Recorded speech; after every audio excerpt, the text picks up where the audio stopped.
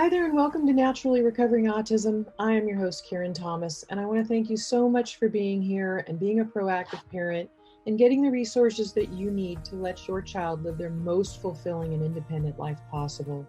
When my own son was diagnosed with autism, I was told to drug him and try behavioral therapies, and there was nothing else that we could do for him but manage his symptoms the rest of his life. But I didn't want to do that. Fortunately, my background in craniosacral therapy of now 30 years let me know that the brain can and does heal, but I didn't know that much about autism. What I did know is that I didn't want to just mask the symptoms with dangerous drugs. I wanted to find the causes and work with them naturally. And fast forward, it took me a decade and a lot of time and effort, but today my son is no longer diagnosable with autism after being told it could not happen. So I'm here to share with you valuable resources to save you the time and some of the expense that I had to spend to figure it out, and to help you let your child lead to their best results possible. Every child's level of recovery is different, but we know that children who couldn't sleep through the night are sleeping now through the night and happily. Their immune systems are now strong where they were once sick all the time. Children who were nonverbal and their parents were told they could never speak are now speaking. Children who were getting D's and F's in school are getting A's and B's. And those that were so anxious all the time and couldn't sit still and were uncomfortable in their own bodies are now calm and happy and relaxed. And they're leading fulfilling and independent lives with friends. This is what we want for our kids. So I'm here to share the resources with you so that you can get the best results for your child, the best possible. And you can start that right now with my free download of the top 7 foods to eliminate beginning today, of the top foods that are the most inflammatory and toxic that are contributing to those physical and behavioral symptoms of autism that your child is having. They're making his life uncomfortable. So you can get that right now at naturallyrecoveringautism.com/7 foods. And feel free to share that with anybody you know who would be interested. And I will also link to it in today's show notes. There's, of course, a lot more than diet, but this is something you could start doing today that will begin to reduce those symptoms. And I'm happy to share everything I can with you. So right now, let's dive into today's episode. Hi there, and welcome back. Thank you so much for being here and being such a great parent, doing everything that you are for your child. As school begins, I know that there's honestly, a lot of stress involved. Hopefully you heard my last recent podcast on some advocacy that you can do for your child with 504 plans, IEP plans, how to help them have more success in school and get the help that you know that they need and that they deserve. And so that can be my last episode, which is episode number 174. Today is episode number 175, and it is on how to help your autistic child focus better. Because I know there can be, as we discussed in last week's episode, a lot of distractions with the sensory processing and, the overload and other things. But I wanted to talk a little bit more, not only about underlying causes, which we will discuss, of course, because, I can't get past that. They're so important. We don't want to just work with symptoms. We want to work with the causes. But there are some other things that you can do as well with natural supplementation. And so I wanted to kind of cover those a little bit for you today as well, just so that in case you're needing that, and you especially want to stay away from drugs, because it does seem to be the medical industry's answer is to say, well, your child can't focus, so let's give them some Ritalin or something else that can, help them focus better or calm down. But those are masking symptoms, and they're often going to make the problem worse. And then the dosages need to be raised higher. And a lot of kids have negative side effects from those. And I just want you to know there are natural solutions that you can do to help your child. So, of course, there are some common causes why children have autism and have the trouble with focusing. And some of these natural supplements, I'll just talk about straight away before I kind of go back to remembering some of the causes. And remember, there are always solutions. And on today's show notes, I'm also going to give you a link to a webinar that I have for you to watch to help you understand the 4 stages that need to be completed for the best success in autism recovery, and how I can help support you and walk you through that process. So some natural supplements to help focus and behavior Knowing with prescription medications are coming these negative side effects and trying to and wanting to avoid those, there are some natural ways to help focus and attention. Of course, I need to say always check with your practitioner for individual dosage needs. And some things that I'll mention here, if your child's on a psychotropic drug, you won't want to add one of these natural supplements because it actually works, the natural one works so well on its own that it can actually, increase the ability of the body to do what it needs to do, and the need for that drug that you're on is less needed, but we don't want to create an overload of it. So one thing are omega-3 fatty acids, and they're essential to brain function, concentration, mood, and energy, and they're also anti-inflammatory. They should also be taken with food for best absorption because they are a fat-soluble supplement. And what that means is because they are fats, they absorb in the body better when eaten with food, especially food that has some type of a fat in it. Whether it's a little bit of olive oil on something or nuts. Nuts have natural good fats in them. To always avoid the bad fats, the vegetable oils and the canola oils and all those bad ones you want to avoid. Good oils are coconut oil and extra virgin organic olive oil. Nuts have good oils, not peanuts. They are not a nut, or they're not a nut, and they're bad for you for multiple reasons. They cause inflammation, etc.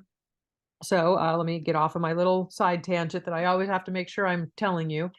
But omega-3 fatty acids also, because they are fats, have your child's body can have a little bit of difficulty in an initial part of any detoxification program, because the fats can be hard for their body to digest if the liver is not working well, and it usually is not in a child with autism.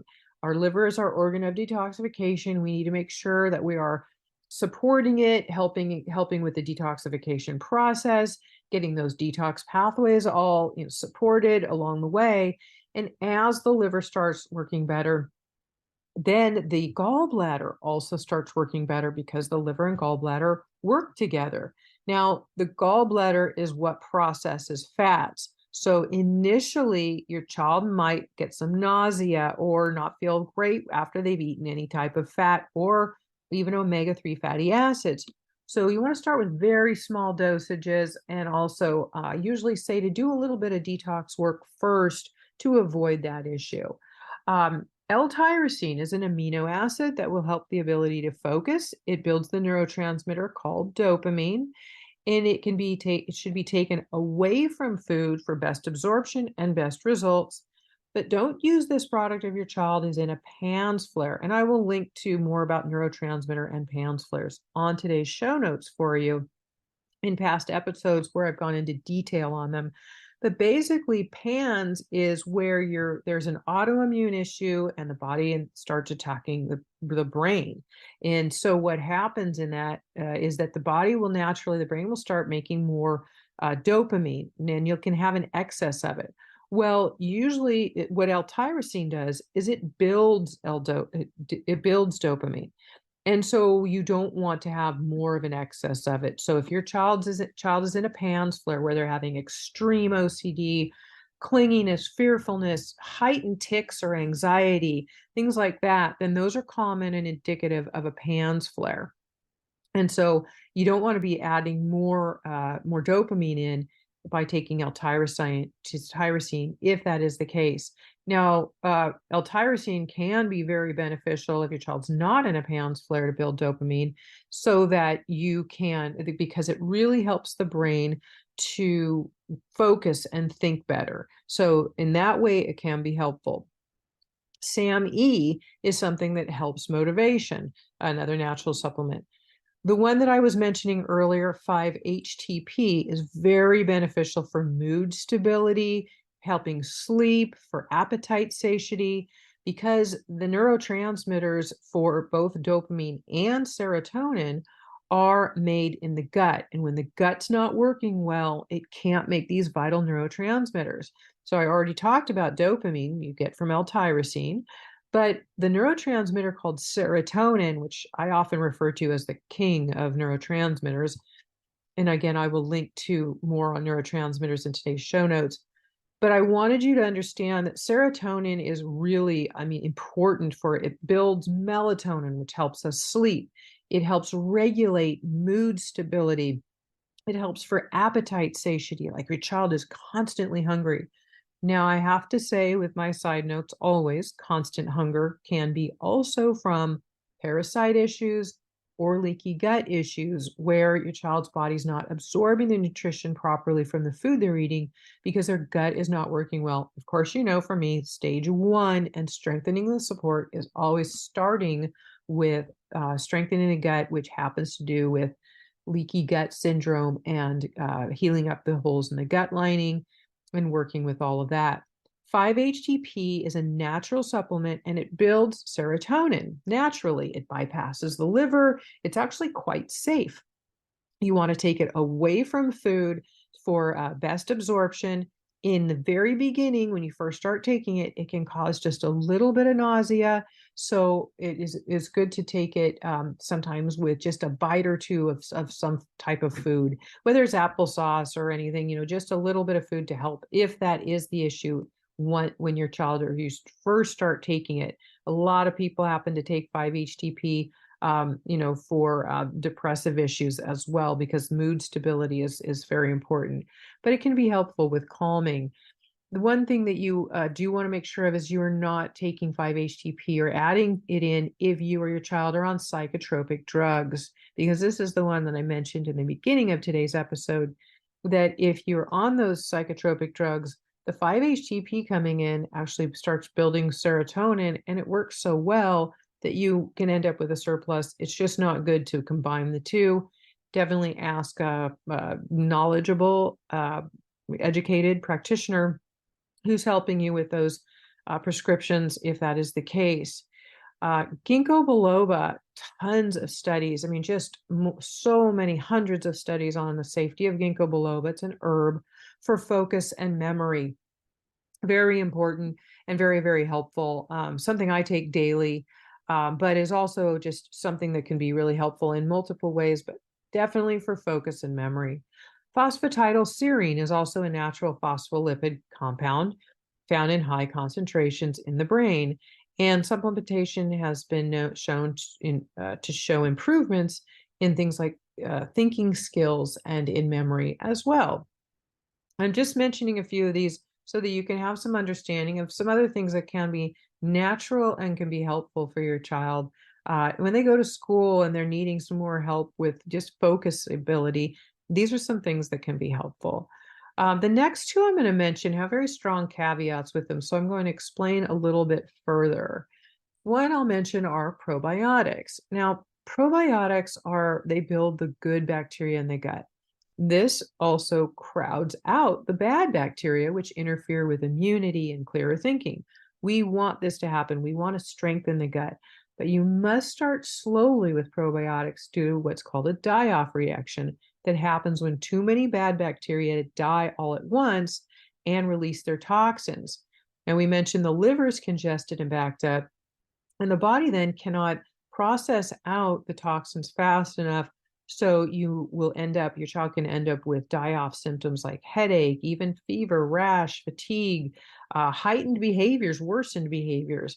This can be all part of die-off reactions. So in my program, I don't start with probiotics until a little bit further down the line, because I really want to help avoid the symptoms of die-off and start strengthening those detox pathways a little bit. But once you get to them, probiotics can be very helpful for building, again, that good bacteria in the gut, helping to crowd out the bad things like candida. But then as candida dies, it does release more toxins. So again, why it's so important to have a detox protocol that supports die-off reaction and strengthens your child's detoxification pathways. So you can start with half of a capsule, is plenty to begin with, and watch for symptoms. Maybe give it to your child before bed at night. Reduce dosages if symptoms arise. So again, if you see that they're detoxifying too fast and they don't have enough binders in place and you've got some die-off reactions, then this means that your child's body is backing up with extra toxins and it's going too fast. So again, you're looking for irritability, headaches, fatigue, and flu-like symptoms. And then some people also will experience either diarrhea or constipation and heightened emotional outbursts or hyperactivity if things are done too quickly or too soon. And so I just wanted to be sure I mentioned all of that for you.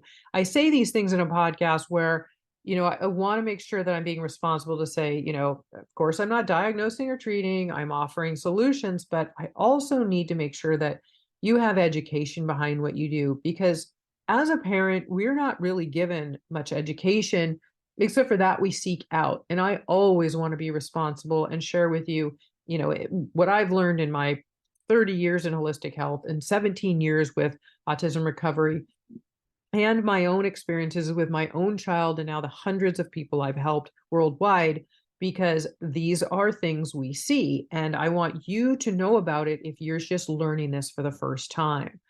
Also, I'm going to talk about B vitamins being helpful. But again, a caveat here: vitamin methyl B12, vital for proper function of many things, including methylation, which is the detoxification processes, digestion, and food absorption. And also the pyridoxine, which is vitamin B6 for brain function and coping with stress. Now, the B vitamins, especially B12, as again, methylcobalamin, not cyanocobalamin. This is very important. Methylcobalamin is the one you want, the most bioabsorbable way to take a B12 vitamin, and it can help with concentration. However, it's often best to do some detoxification before beginning with methyl B12 due to the MTHFR gene mutations. Now, methyl B12 should be started again very slowly. If you see hyperactivity when you begin using it, then stop and don't resume until you've really done some detoxification work first. With the MTHFR gene mutation, detoxification pathways are not working well. This is very, very common. If you've had any gene testing, you've probably found, oh, my child has it. Most of us honestly do these days. It just means the detox pathways aren't working well. They can be worked with so we can strengthen them and get them better. But while they're not working well yet, you have to start really slowly with things, and especially with methyl B12. Metabolic issues are also common with, and so is a deficiency in folate when you have the MTHFR issue. Now, folate is natural, and it comes from food sources such as green vegetables, beans, and other whole plant foods. It's responsible for synthesizing DNA, making red blood cells, transporting oxygen, and supports the functioning of our nervous and cardiovascular systems. Adequate B vitamins, including folate, are necessary for proper cognitive function. Folic acid is synthetic and commonly in multivitamins and fortified foods. This can cause excess to build in the body, and the body has a limited ability to convert folic acid to folate. Too much folic acid can affect gene expression and may reduce immune system function and exacerbate vitamin B12 deficiency. It's critical to make sure to check your multivitamin because most of them will contain folic acid and not folate. Also, don't give your child foods that say fortified with B vitamins. Sounds good, right? But it's not. They're synthetic and accumulate in the body, which can often cause a lot further behavioral issues, especially hyperactivity. Natural supplementation, again, for anything can take up to about 3 weeks to begin taking effect. So it's common to know differences sooner, but I always want to be sure this is known so that people don't quit on them too soon. The gut directly affects the brain, so detoxifying and cleansing the digestive tract along with a healthy diet is essential, of course. Some underlying causes of poor focus and concentration. Candida, our old friend Candida, always there. You don't need to bother testing for it. I can tell you if your child has autism, that they usually have Candida. And by working with the right diet and some natural supplementation and detoxification, we can balance this. We naturally have it in the body. What we don't want is an overgrowth of it where it's bad and it's overtaking the gut and the gut controls the brain and the immune system, right? So we have to be working with the gut first. Candida can cause things like low energy, irritability, and a lack of focus. And again, their symptoms are very, very common. But I also want you to know a few more signs of candida overgrowth in the body, that some emotional symptoms you might look for. Hyperactivity, or again, other behavioral issues, a lot of irritability, especially. Decreased cognitive function, real brain fog. It can be very, very hard to think when you have candida overgrowth. Depression and anxiety are also very common. Many people on antidepressant or anti-anxiety medications can have their symptoms disappear after a proper GI program that rebuilds, strengthens, and balances the good gut bacteria. So just wanted to share that with you as well. Much of this does come from the gut, but there are also co-infections, of course. Another one that really affects the brain and our ability to think clearly are the mold biotoxins. Chronic inflammation is neurotoxic and creates multiple cognitive disabilities. Depression is quite common in people with the mold biotoxin illness. 29% of the world population have a genetic defect that does not allow the body to dispel toxins when exposed to them. Now, this is mold from water damaged buildings.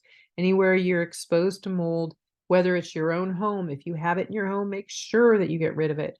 Schools are notorious for mold because they're old. We don't always see it in the walls either. So you have to know if your child becomes behavioral or all of a sudden has new issues, it could be some mold exposure.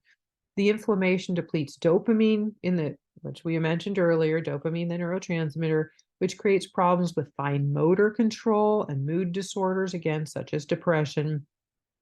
And the common prescription for depression is serotonin reuptake inhibitor medications, or SSRIs. Typically, SSRIs don't work on mold patients and often make them worse. The part of the brain called the prefrontal cortex is commonly damaged by the chronic inflammation from mold biotoxins. And this causes a lot of executive control, leading to irritability and anger issues. So know that these things can be worked with naturally, and we have to work with them thoroughly and properly, but they can be worked with naturally to eliminate this issue in the body. And of course, you've got to clear your home and anywhere else as well from the mold exposure. The common symptoms in children with triggered mold genotype are chronic headaches that last more than 1 or 2 months, fatigue for more than 2 weeks, chronic abdominal pain. Mold really affects the gut. Bedwetting in children older than 6 years of age. And again, note if either of the child's parents had bedwetting issues as a child or even as an adult, because again, this is a hereditary genetic issue. Inattention and ADHD. Once treated for the mold biotoxin illness, children who are even on drugs for varied behaviors such as Ritalin can often be taken off of them. Know that the brain can and does heal. It's a scientific fact. If we're working with things properly, getting the toxins out of the way and giving it the nutrition it needs, then the brain can restore itself. So that is the good news. So again, when treated correctly, younger children often get better faster. Testing for mononucleosis and H. pylori are also important to rule out symptoms of chronic fatigue and abdominal cramps. But it's important to remember that the mold genotype illness mimics these symptoms. The biotoxins must be cleared from the body again properly because they cause chronic inflammatory response, which inflames the brain, making it difficult to think and causes excessive fatigue. As this is being done, be sure there is not ongoing exposure anywhere your child frequents, again, such as school, therapist's office, and of course, home.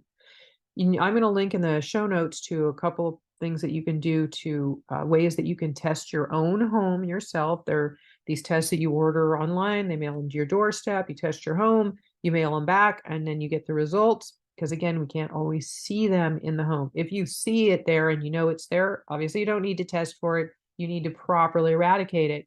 To do that, you want an expert. So I'll link to a company that is an expert in this, eradicating it thoroughly and properly. Just remember, bleaching the walls does not do the job properly. And dead spores are just as dangerous as live spores when it comes to mold. So I'll link in the show notes to a company that eradicates it properly. And also, if you can find out if there's if they don't have somebody near you, perhaps they have a recommendation for you. Parasites are, again, another one that not only disrupt the gut, but disrupt the brain and its ability to function. And they're commonly missed in testing. Parasites can often, like when you wake up in the morning and you feel like you should have had a good night's sleep, but you're still just exhausted in the morning. That was actually my personal symptom a long time ago, and it's very, very common. Parasites also need to be worked with properly. And again, remember that a lot of times we're testing for a lot of these things and they don't show up in tests. So we think our child doesn't have them and they don't get the work they need. Lyme disease is another one of those. Most of the time, it doesn't show up in tests. And now they're saying that Lyme not only is on the rise, but it's estimated that close to 100% of children with autism have Lyme disease. And again, it's either undetected or if it is found, it is treated improperly.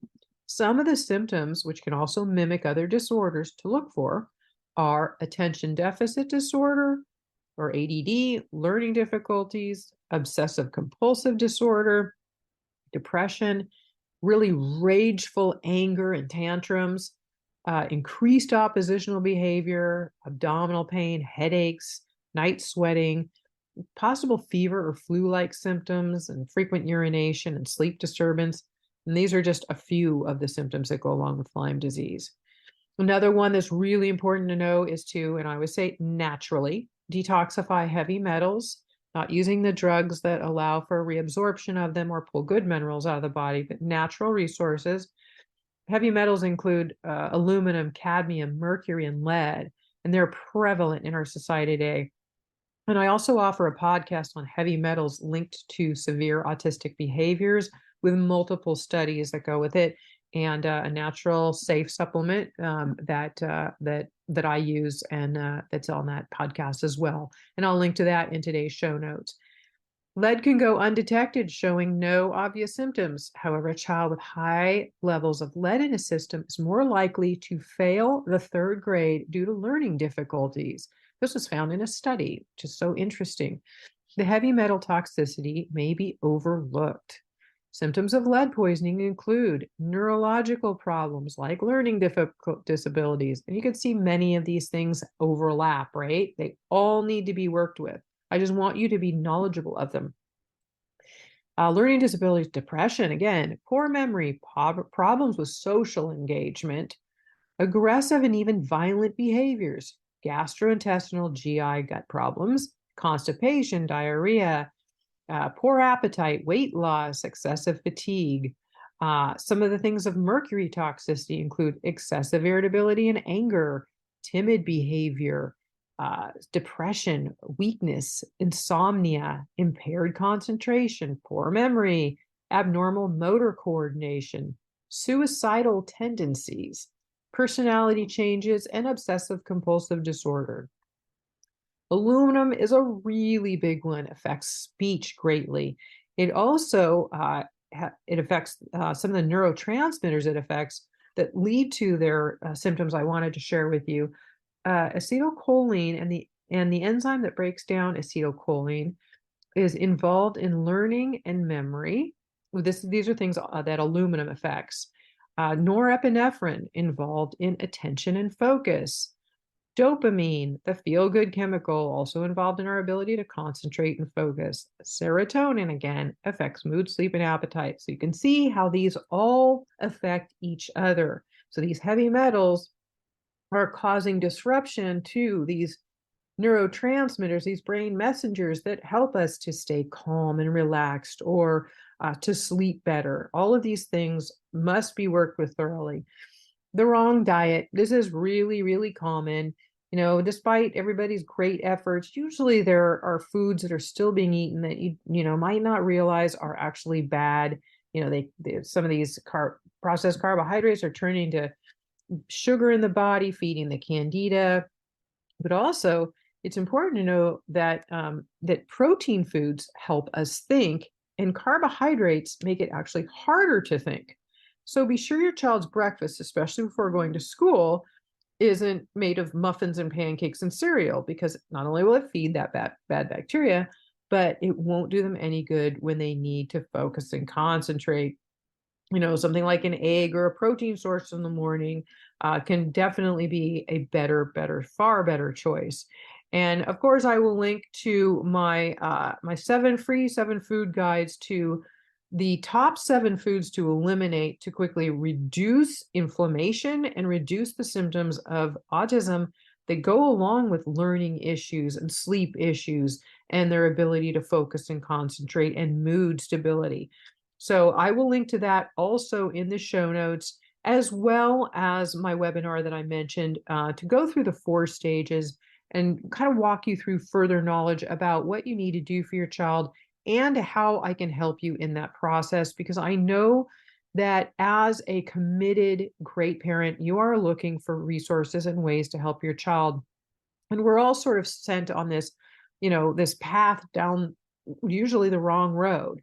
And I too was led astray once and told to drug my son, and that I was doing him a disservice by not drugging him, that he would be happier, he'd be able to focus better if I did it.